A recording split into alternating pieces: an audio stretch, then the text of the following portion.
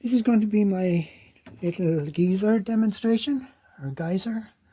I've got a piece of plastic pipe pushed through this, and I'm going to put this on it, and it has a couple of holes here to let in water on the at the bottom, to let in and out water. Then I've got a piece of wire that goes through it, and then I have a little screw that I put here to tighten the wire so that the wire stays stuck in place. And then I'm going to put it into a barrel and make a geyser. I've tightened in this screw, and that means that this little piece of wire stays in place. This stays in place too. And then all I have to do is put it under water, pump water into it with my little pump here, or with air from my bubbler.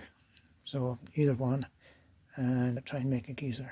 I'm going to have the plastic container on top with the sledgehammer in it to hold down the weight. I'm not sure if it's heavy enough, so I might have to add something else too. Here's a geyser. I can hear it filling.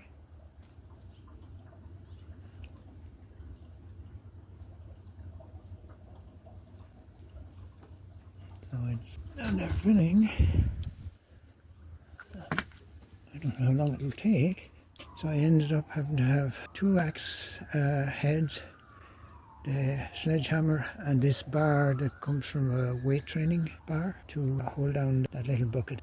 If we were doing this in some sort of pond, the pipe doesn't have to go straight up. It helps a bit if it's straight up, but it can go into some sort of mud hill beside the pond, so it can look like a real geyser. You can probably notice that the water in the barrel is slowly rising. It only does the geyser for a short time, but you can change the time and have more water, just adjusting the entry to the geyser at the bottom.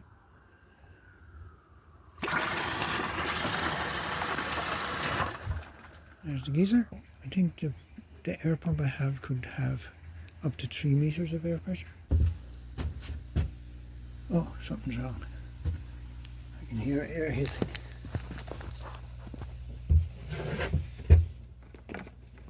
Okay, now it should go better. The water's nearly risen up to the where it was before, so any second now probably we'll get the geyser effect again.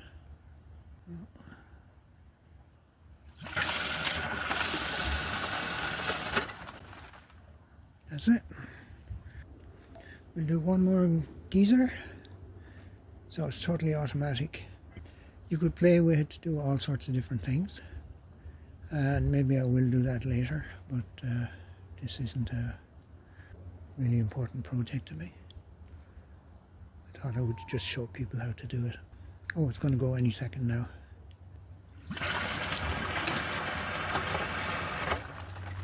Different pipe size on top, or a different amount of water going in at the end of the geyser, so you can get a fine mist, or you can get maybe fairly strong bubbling as it goes, either, or a lot more water or a fine mist, depending on how you set up the pipe and set up the stuff at the bottom.